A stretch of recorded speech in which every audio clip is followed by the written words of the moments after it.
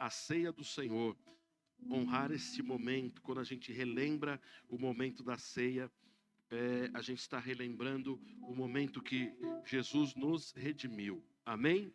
Então, eu poderia até dar um nome para essa parte, essa segunda parte do que eu comecei a falar pela manhã. As bênçãos de honrar a morte e a ressurreição de Cristo. As bênçãos de você aprender a honrar a morte e a ressurreição de Cristo. Coloque aí para mim, meninos, por gentileza, 1 Coríntios 11, 26. 1 Coríntios 11, 26. Você reparou que pela manhã eu não repeti esses textos no momento da ministração, porque eu falei de uma forma bem extensiva, ministrei sobre eles, então no momento da ceia eu não precisei citá-los novamente. Então você repare e já receba aí o que Deus tem para você aí. Diz assim, 11, 26 de 1 Coríntios: porque todas as vezes que comerdes este pão e beberdes o cálice, anunciais a morte do Senhor até que Ele venha. Então, todas as vezes que a gente come, a gente faz automaticamente uma proclamação, uma profecia, por assim dizer. A gente faz uma declaração profética, porque a gente está anunciando a morte do Senhor. E nós vamos trabalhar um pouco sobre esse tema. E eu quero que você perceba que a ceia, ela é uma proclamação, é uma pregação visível. Quando você participa da ceia, e você vai participar da ceia, você proclama que Jesus morreu. É importante a gente falar da morte de Jesus. A gente vai falar da ressurreição, mas é importante a gente falar da morte, porque de fato ele morreu. E a morte, como eu disse, foi uma substituição vicária. Jesus foi no nosso lugar. Então, quando você participa da ceia, você proclama que ele morreu. Diga: Cristo morreu. Mas também você proclama que ele ressuscitou. Amém? Então diga: Cristo ressuscitou. Mas também você proclama uma terceira verdade, é que ele voltará. Então diga: Cristo vai voltar. Amém? Então ele morreu, mas ele ressuscitou e ele vai voltar. Por isso que o pastor sempre fala, a gente precisa nos admoestar uns aos outros, dizendo assim: ó, viva a sua vida. Tudo bem você ter a sua vida, os seus afazeres, os seus compromissos, mas fica com a mala pronta. Porque qualquer hora Jesus vai vir nos buscar. E quando a gente está falando de ficar com a mala pronta, é porque não dá tempo de fazer a mala. Quem está entendendo? Quando Jesus voltar, se ele vier às portas, não dá mais tempo. Opa, Jesus está voltando, consertar a vida, arrumar a mala, não tem mais jeito. Então a gente precisa estar com as malas prontas. Eu tenho orado, e eu orei essa semana, para que o Senhor revele isso no coração de cada cristão. A importância que a gente tem diante do Senhor. E a gente perceba a importância da ceia e o compromisso que a gente tem que ter com o Senhor para que a gente suba no dia do arrebatamento. Amém? Então ele morreu, ele ressuscitou, ele voltará. Olha só que interessante, mas a ceia também ela faz uma proclamação ao inferno. Como assim, pastor? O inferno foi derrotado. 2 aleluia e 1 amém. Eu acho que você não está ouvindo muito bem. Eu vou falar de novo. O inferno foi derrotado. Significa que você percebe que aqui a gente não fala praticamente nada do diabo? A gente não dá os testemunhos, não é? A gente não fica falando do que o diabo fez, assim, porque a gente só tem tempo para proclamar aquilo que Jesus fez. Então, a ceia, de fato, ela faz uma proclamação ao inferno. Ela diz assim: olha, o inferno foi derrotado. Mas ela faz também uma declaração à igreja. Diga assim: eu sou igreja. Se você é igreja, você tem hoje uma identidade. Deus não deixa mais você sem identidade, pelo contrário, Ele te chamou para ser dele. Ele te colocou Você tem um RG aí, uma identidade, todo mundo tem. Ele identifica você, não é? Qualquer lugar que você vai, eles pedem a sua identificação, porque o RG mostra quem você é diante dessa sociedade aqui. Mas Jesus, quando você recebeu Jesus em seu coração, Ele te deu uma identidade dizendo assim: olha, você pertence a mim, você pertence ao reino eterno, ao reino de amor. Então a ceia, quando você participa, você relembra que você tem uma identidade. Mas a ceia também, ela traz uma mensagem ao mundo. A mensagem ao mundo é a redenção. Nós precisamos evangelizar, nós precisamos falar do amor de Jesus às pessoas, porque as portas continuam abertas para a salvação. O Senhor continua querendo salvar. Ainda a gente passa tantos anos, não é, cultuando. A gente passa tantos anos, parece que fazendo as mesmas coisas. Mas na verdade a gente está perseverando em amor junto com o Senhor. O que significa isso? Deus está dando um tempo para que todo mundo se arrependa. Porque diz a palavra que Ele não quer condenar ninguém. E a Bíblia diz assim: ainda que alguns tenham a volta dele como tardia, está falando, Jesus está voltando para demorar. A Bíblia diz: não, Ele não está tardando. Pelo contrário, Ele está esperando, dando um tempo para que você se converta, para que as pessoas se convertam. Amém, meus irmãos? Então nós precisamos em todo o tempo falar desse amor. Fala com o seu parente, fala com o seu amigo, dê aquelas mensagens proféticas que vão deixar uma pulga atrás da orelha deles, né? Dizendo assim: olha, se prepara, Jesus está voltando. Talvez talvez essa estratégia que a gente tenha de falar de uma forma diferente, as pessoas possam ter fome e sede, querer conhecer ao Senhor, mas você precisa ser aquele que proclama sempre, sem esquecer que Jesus vai voltar. João capítulo 6, o Evangelho de João no capítulo 6, no verso 54. Quando você honra a ceia do Senhor, uma vida espiritual é gerada em você. Porque Jesus disse assim: quem comer a minha carne e beber o meu sangue tem a vida eterna, e eu o ressuscitarei no último dia.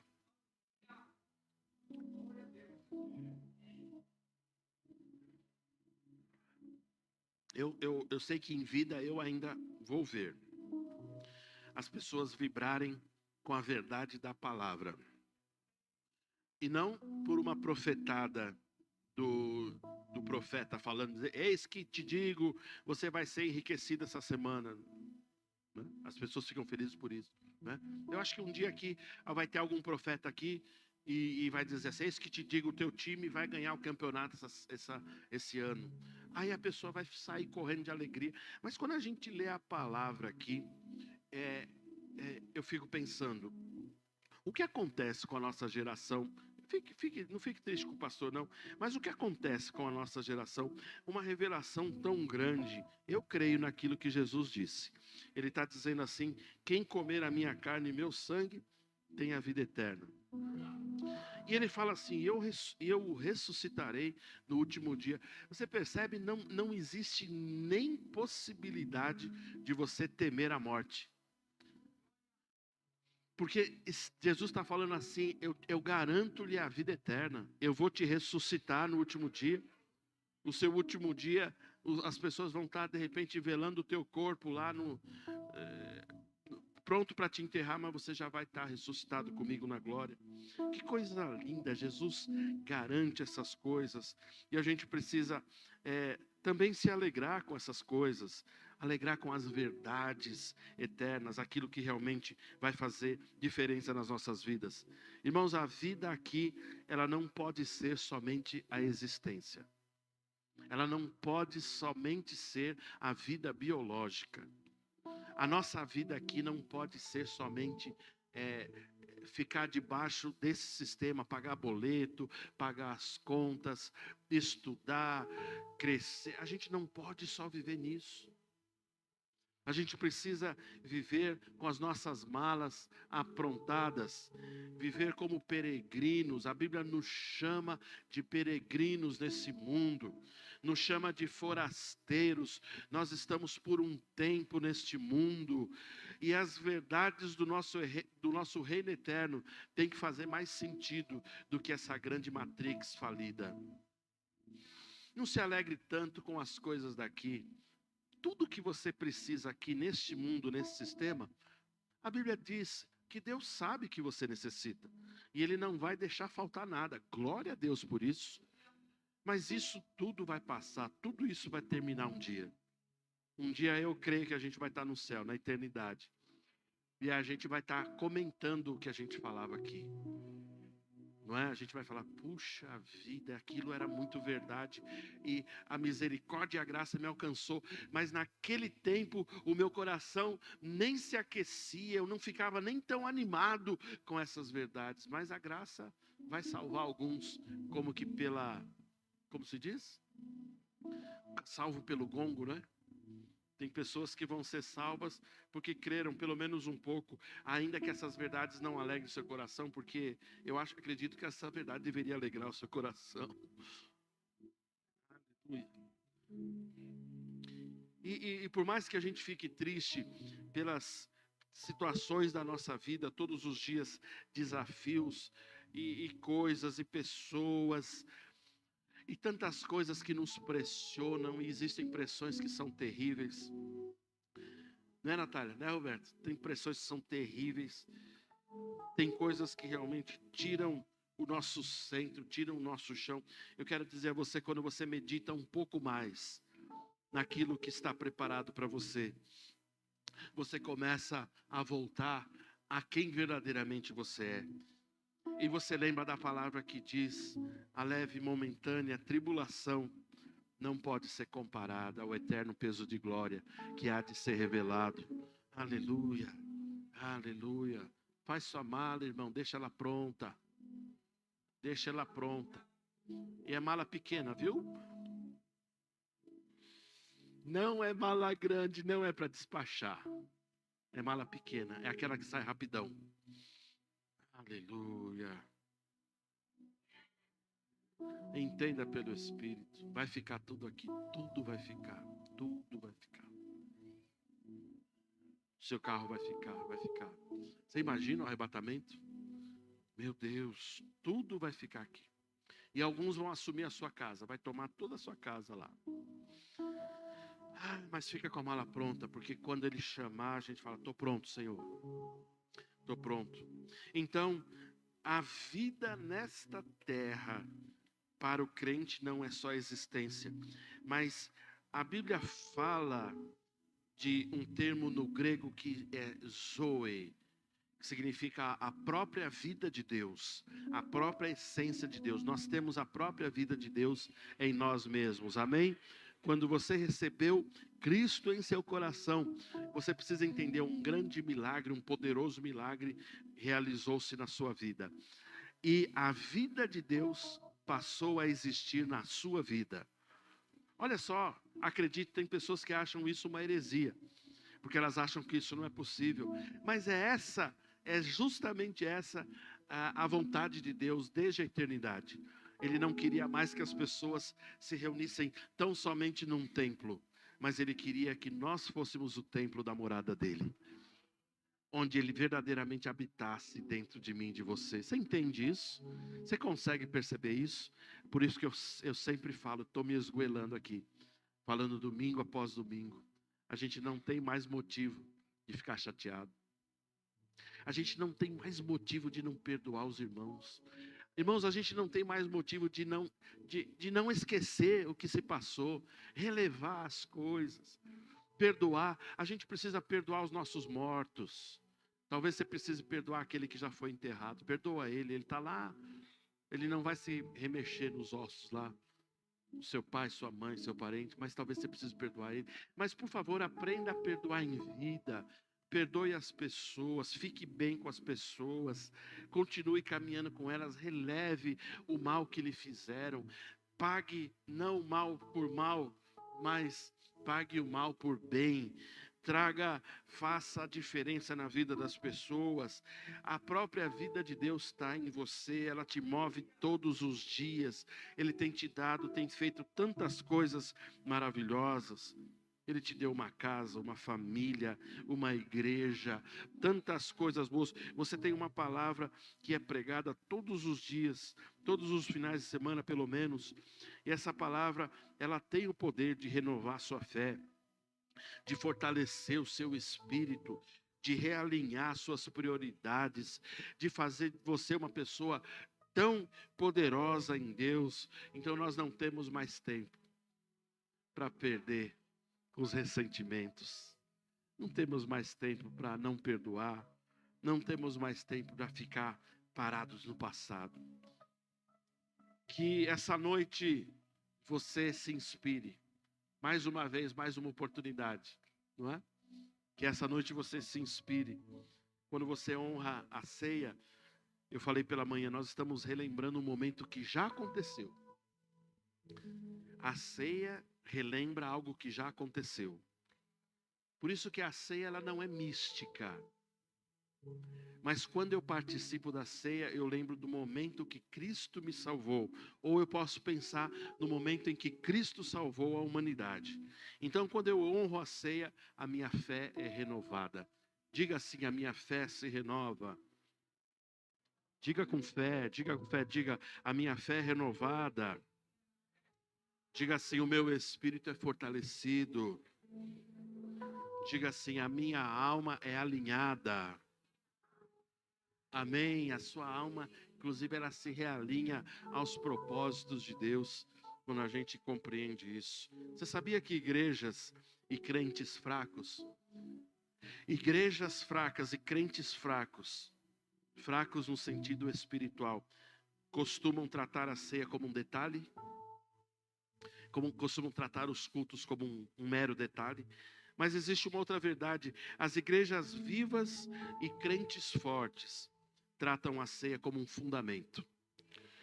Um fundamento. A ceia, de fato, ela relembra. Diga, relembra. Diga, traz a minha memória. O que traz a sua memória? O que Cristo já fez por você. Amém? Então, quando eu relembro o fundamento. Eu relembro a minha fé, ela não está baseada em nenhuma outra coisa, nenhuma outra verdade, mas somente na verdade da palavra de Deus. Glória a Deus. 1 aos Coríntios 11, no verso 30, diz assim: eis a razão porque há entre vós muitos fracos e doentes, e não poucos que dormem. Esse texto ele é tão intrigante, mas tão verdadeiro e inspirado como qualquer outro texto. Paulo ele deixa bem claro que algumas pessoas que não aprendem a honrar a ceia, pessoas que não aprendem a honrar o momento tão sublime que é a ceia, ou aqueles que participam sem discernir o corpo e o sangue. Depois ele fala inclusive de pessoas que iam só à ceia para se alimentar, para comer o pão. E ele disse, quem tem fome, coma em casa, porque isso não é um banquete para o seu estômago. Esse é uma memória espiritual. Mas ele diz assim, porque algumas pessoas não discernem o corpo e não discernem o sangue de Cristo. Então ele diz assim, eis a razão, porque há entre vós muitos fracos e doentes. E ele fala, e não poucos que dormem. Eu quero dizer a você, quando você não honra verdadeiramente o que Cristo fez por você através da redenção, quando você não entende que isso é redenção para a sua vida, o que acontece? A sua vida começa a enfraquecer. E quando a pessoa fica fraca, depois o segundo estágio é ficar doente. E a pessoa fica doente espiritualmente. Você sabe o que Deus espera de mim e de você? Não fraqueza nem doença.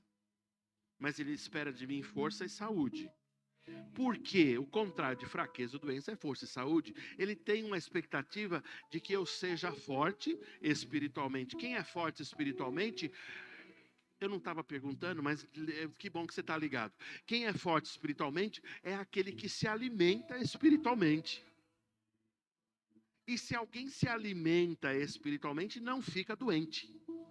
Então, se ficou fraco e doente, diga no pensamento, não precisa dizer na frase. Diga, a culpa é minha. A culpa não é de Deus. Eu vou fazer o minha culpa aqui? Não. Eu vou fazer o contrário da minha culpa. A culpa não é do pastor. A culpa é minha. Se você se enfraqueceu e ficou doente, a culpa é sua. Nós precisamos ser confrontados pelo Espírito Santo. E o Espírito Santo, ele está, e ele vai nos confrontar pela palavra, através do pastor ou de um irmão, mas você precisa entender que quem constrói a sua vida espiritual é você mesmo. A gente está falando o mês de janeiro todo sobre honra. Estou entrando em fevereiro sobre honra. E quando nós honramos a ceia, o que acontece? Eu falei pela manhã algo muito importante. Nós não participamos de um momento aqui e acabou. Pelo contrário, a gente leva a ceia para casa. A gente leva a comunhão para casa. Amém? A gente leva a consciência de quem nós somos. Nós somos renovados espiritualmente. A gente leva essa renovação para nossa casa. Amém? Amém? E se eu levo isso para casa, para a semana, eu mantenho isso. Então eu acordo pela manhã, eu já estou cheio da graça, já estou orando, estou lendo, estou fazendo o meu devocional, porque eu preciso manter essa comunhão maravilhosa com Jesus. Amém, meus irmãos? Então, se você não honra, e eu não quero que seja você, mas o texto está dizendo, volte o texto por gentileza, o texto está dizendo que quem não honra fica fraco e doente, mas Paulo vai um pouco mais além, e ele fala de alguns que já dormem. Aqui se refere à morte física. Alguns morrem fisicamente, porque não honraram ao Senhor. Deixa eu falar de uma forma mais clara aqui. Tem pessoas que morrem antes do tempo, porque não aprenderam a honrar o Senhor. Deus não mata. Deus não é aquele que está com uma foice pronto para tirar a sua vida. Pelo contrário, Ele é o Deus de toda a vida, diz a palavra. Só que nós precisamos entender, quando a gente tem tanta vida disponível, e a gente faz a escolha de escolher, me perdoem o pleonasmo, fazemos a opção de escolher o que? Onde não há vida. O que pode acontecer com a gente? Deus disse assim, eis que eu coloco, aleluia,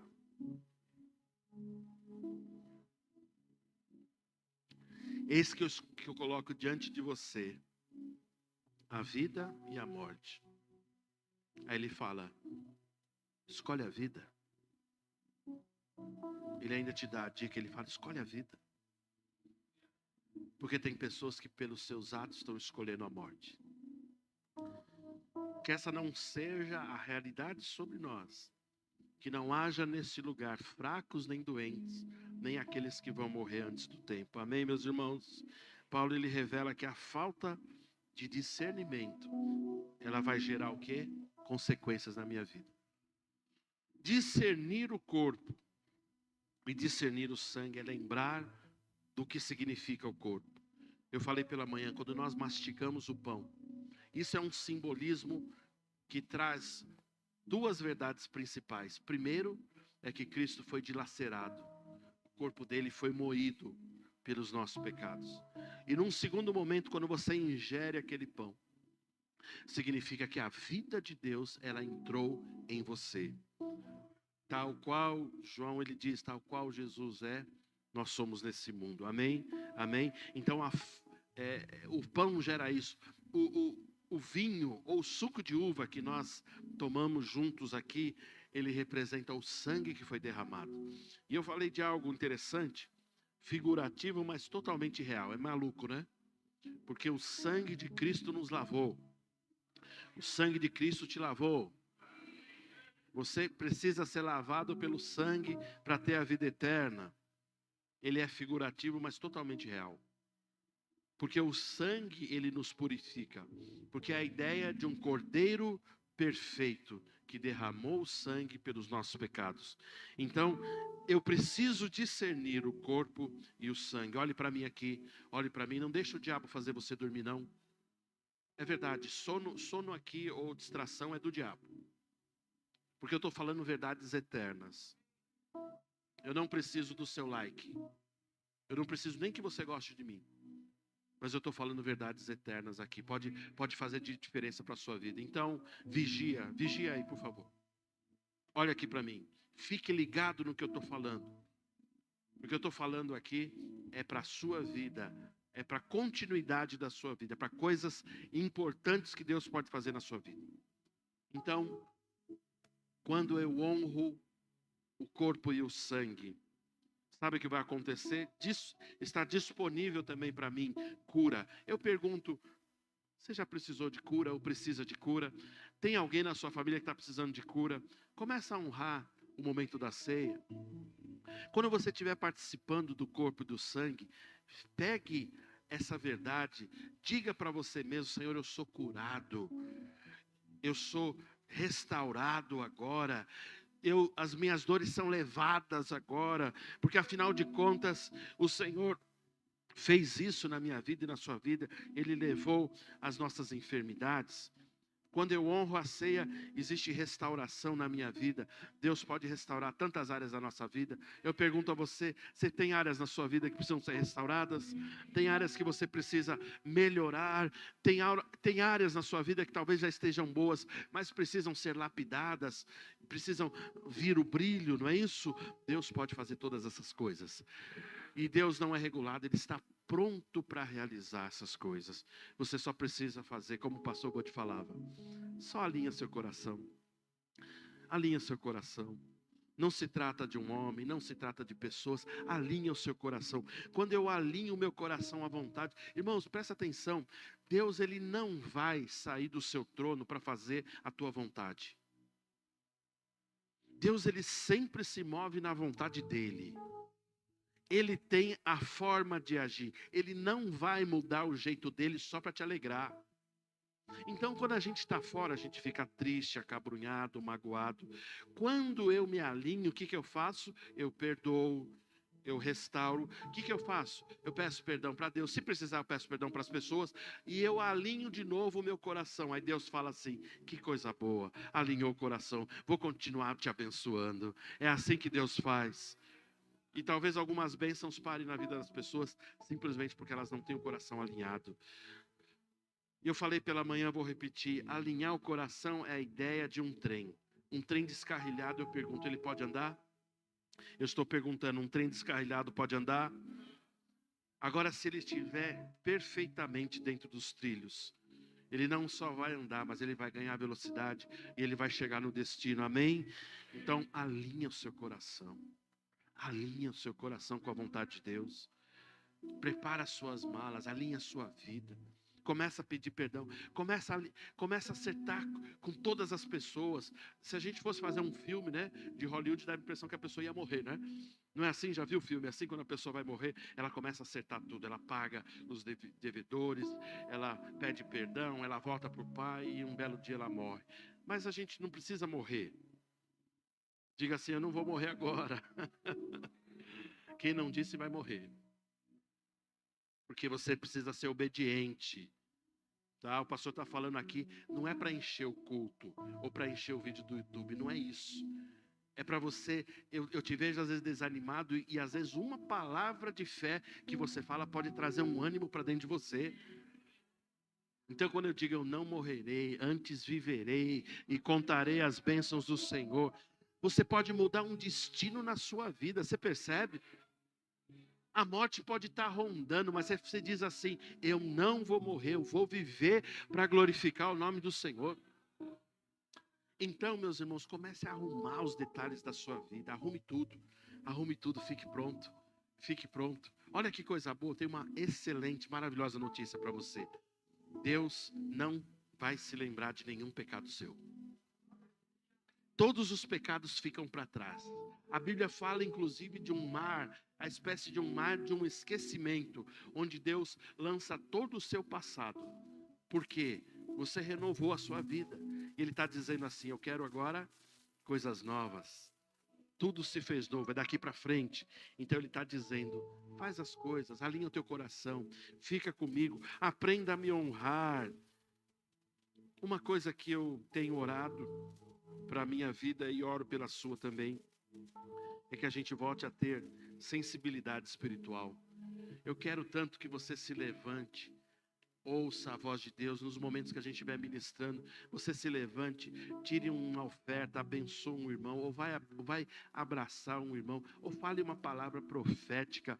Seja cheio. O Espírito Santo, ele não revela tudo. Às vezes ele está falando simplesmente: levanta do seu lugar e abraça aquela pessoa. E quando você estiver indo, ele vai te revelar algo, ele vai falar algo para você. Então a gente precisa ter sensibilidade espiritual, perceber o que Deus está nos falando. Outra coisa, quando nós honramos a ceia, quando nós honramos este momento, Deus vai fazer com que a sua vida avance, vai fazer com que você corra de uma forma veloz, vai fazer com que coisas sejam estabelecidas na sua vida. O que não pode acontecer é retrocesso. Eu falei pela manhã, não pode ter retrocesso. Deus não pode te falar para você voltar ao seu passado, porque Ele escreveu algo novo, coisas novas para a sua vida, e Ele está propondo para você um avanço. Amém, meus irmãos? A ceia, então, portanto, ela nos conecta a uma esperança da ressurreição. Todos os dias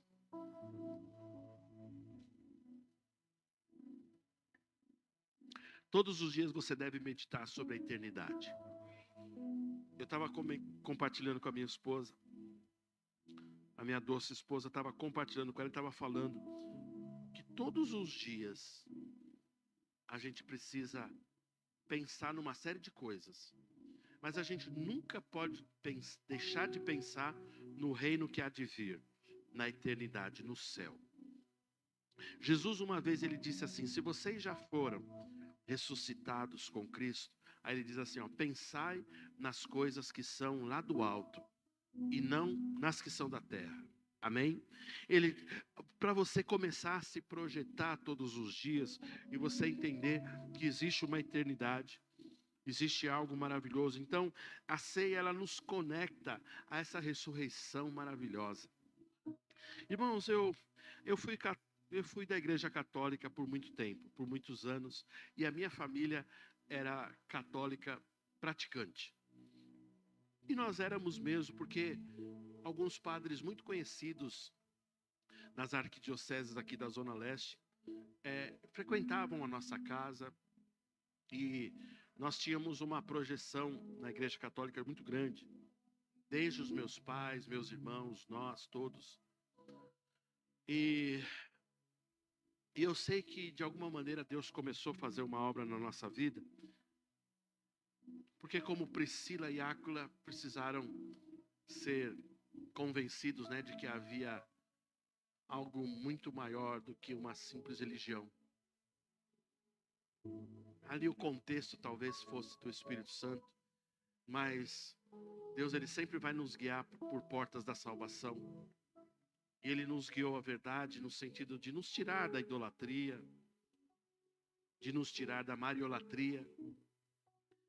Mas a questão é que nós sempre fomos muito dedicados onde quer que a gente estivesse. E eu lembro de uma freira que se chamava Irmã Miriam Terezinha Collin. E ela era compositora, ela fazia músicas. E ela tinha algumas músicas tão interessantes que às vezes a minha esposa me pega cantando. Ela fala: que música é essa? Eu falo: é a música da Igreja Católica. Eu lembrei uma música que dizia assim, não é? E eu vou cantar uma música. Eu tô brincando, não vou cantar agora.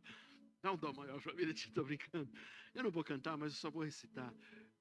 Um dos textos que ela escreveu. Não fique escandalizado, por favor, abra o seu coração, amém? De repente a irmã Miriam está no céu. É o Deus que é o Deus de toda a salvação, e talvez ela tenha entendido perfeitamente isso.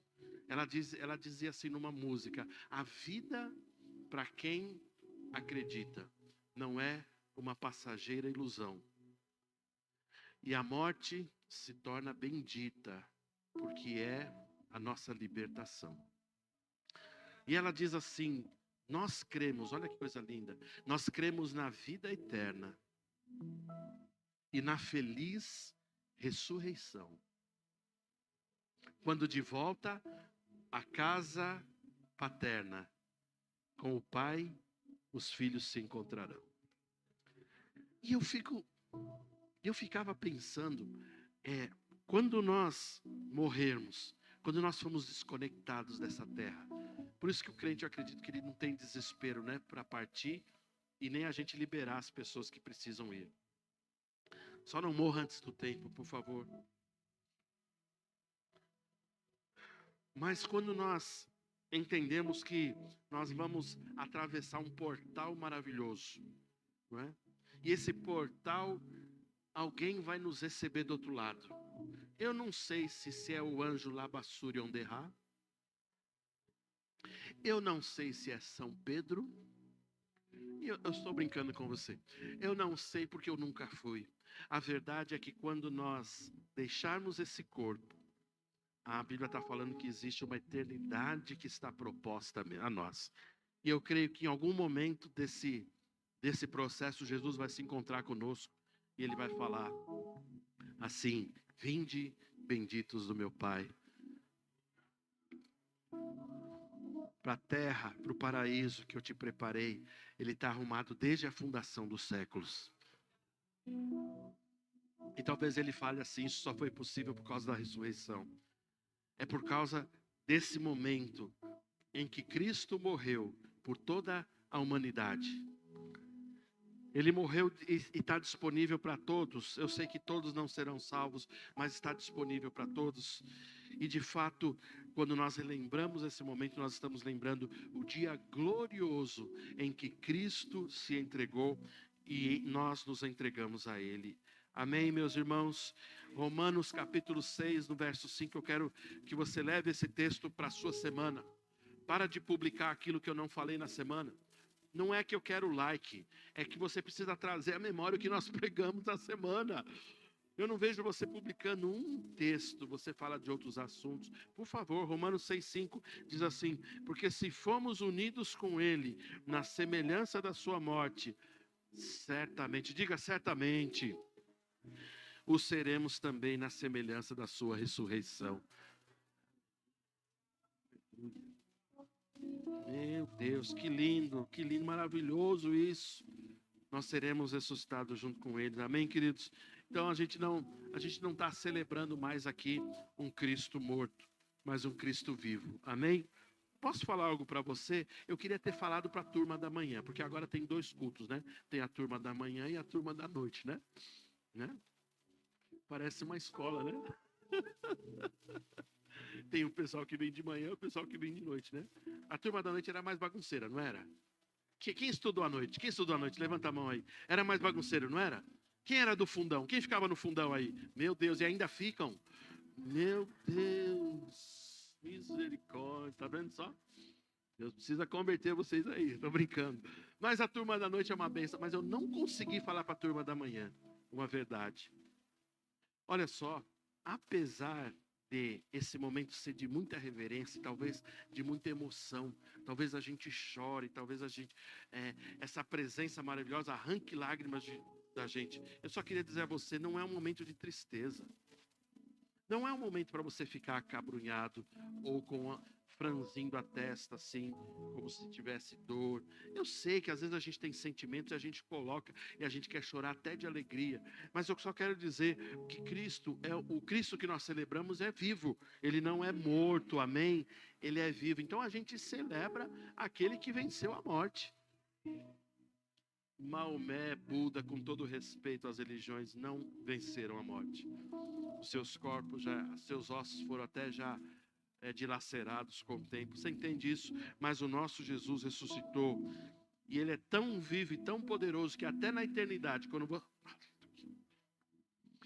quando nós chegarmos na eternidade, Aleluia. Você vai pegar assim, Jesus, deixa eu ver sua mão. Você vai ver a marca dos cravos na mão de Cristo. Porque ele está com o corpo glorificado, mas com todas as marcas que a redenção custou na vida dele. Então, quando nós celebramos a ceia, nós celebramos o quê? O Jesus vivo. Por isso que eu estou falando para a turma da noite aqui. Se alegre também, fica em festa. A ceia não é um momento de tristeza, não é um funeral, mas é um momento de alegria. Por quê? Porque a ceia aponta que hoje nós temos vitória sobre o pecado. A ceia aponta que hoje a gente tem vitória sobre a morte. A ceia aponta que hoje nós temos uma esperança eterna. Irmãos, a mesa da ceia, olha que coisa linda, a mesa da ceia, ela antecipa a mesa do Cordeiro. As bodas do Cordeiro. Eu sei que nesse final de ano você fez uma ceia linda, você esteve com a sua família, tinha peru, tinha pernil lá, não é isso? Tinha porquinho, aquela ceia maravilhosa. Não sei se teve 20, 30 ou 4 ou 5 pessoas, mas você deve ter feito uma ceia. Eu queria que você imaginasse. A Bíblia fala de uma ceia que vai ser feita entre Jesus e a igreja, após o arrebatamento.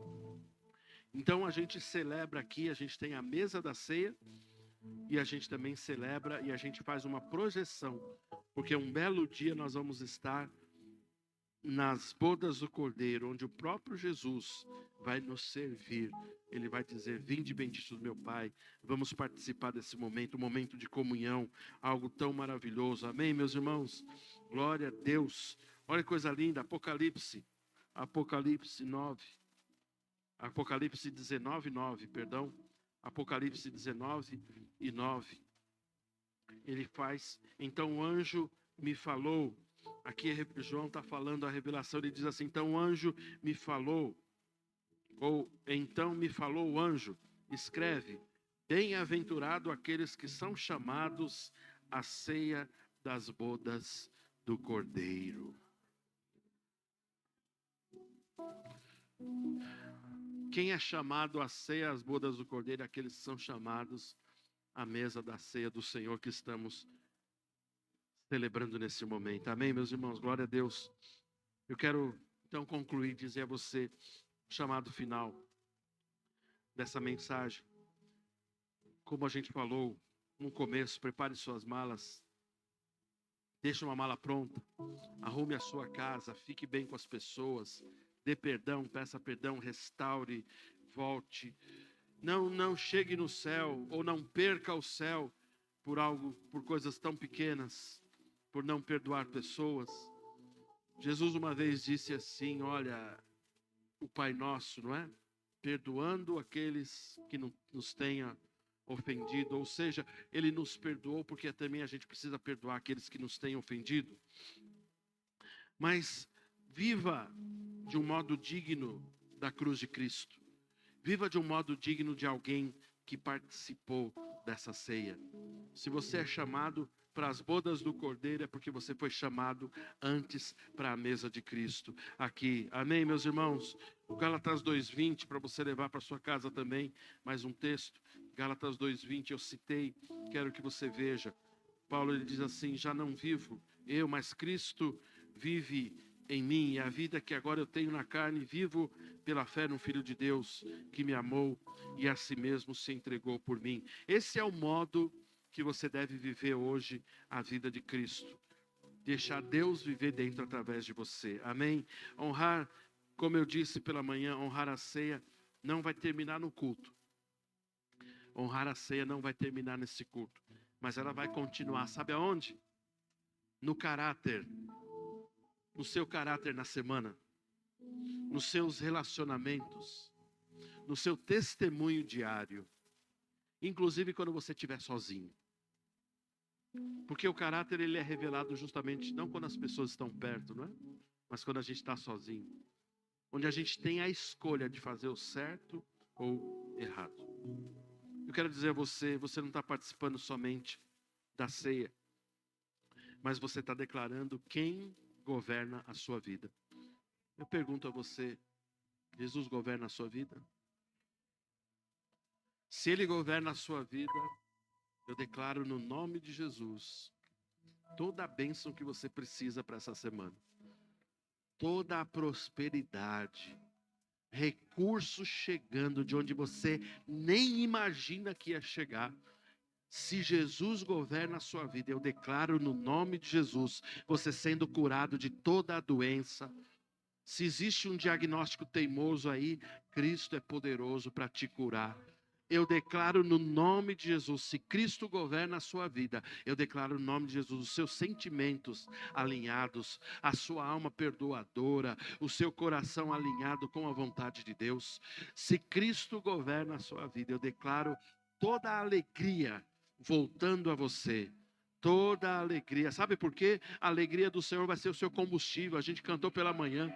Todos os dias, quando você se alegra, é o seu combustível. Aleluia, aleluia, aleluia. Vamos orar, meus irmãos, vamos orar. Feche seus olhos aí. Pai, nós te agradecemos por tanta revelação da ceia, tanta coisa boa, tantas verdades. Eu te peço que o Senhor apregoe essas verdades no nosso coração. Nós queremos sim estar atentos, mas nós pedimos, Espírito Santo, faz algo especial. Cola essas verdades eternas no nosso coração. Porque nós queremos todos os dias ter a revelação da cruz de Cristo. O apóstolo Paulo disse assim: eu não vou me gloriar a não ser na cruz de Cristo. É o tema mais importante do cristão. Porque foi na cruz que o nosso destino foi mudado. Que a nossa história foi mudada. Eu oro também por renovação espiritual. Sim, Senhor, visita a cada um aqui, no sentido das suas famílias, das pessoas que eles representam, do trabalho, das pessoas que eles vão influenciar essa semana. Acompanha cada um, Senhor, trazendo renovação espiritual, trazendo alegria, trazendo um gás novo, uma vontade de te servir, Senhor. Eu oro para que o compromisso com essa vida, uma vida que honra a sua morte e ressurreição, uma vida que honra o sacrifício de Cristo, possa estar aceso no coração de todo o teu povo aqui, a começar em mim, Senhor. Nós reavivamos a chama da obra que o Senhor fez em nossas vidas. Nós não vamos ficar calados, nós vamos falar quem é o Senhor. Nós vamos começar a ganhar almas para o Senhor. Nós vamos mudar destinos, nós vamos interromper rotas de acidentes, rotas de morte, porque afinal de contas o Senhor habita em nós. A tua verdade nos moveu um dia e nós nos movemos esta noite para que o Dentro de nossas programações, acesse a nossa conta no Instagram, @verbovilaré. Clicando no link que está na biografia, você será redirecionado ao canal da nossa igreja no YouTube. Se inscrevendo lá, você tem acesso às transmissões ao vivo e gravações das pregações anteriores.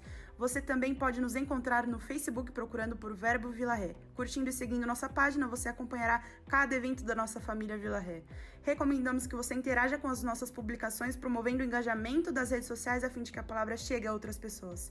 Obrigada e